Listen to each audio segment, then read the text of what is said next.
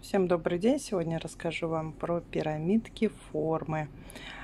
На деревянной основе у нас находится 3 пирамидки разных форм, спокойных тонов. Для детишек эта игра от 1,5 лет, но можно и намного раньше детишкам давать эту пирамидку. Краски безопасные, цвета спокойные.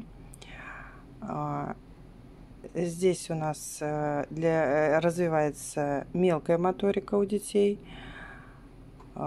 Также ребенок изучает формы, цвета. Эти детальки можно также посчитать. Ребенок изучает такие значения слов, как больше, меньше. Также развивается логика, внимание и память.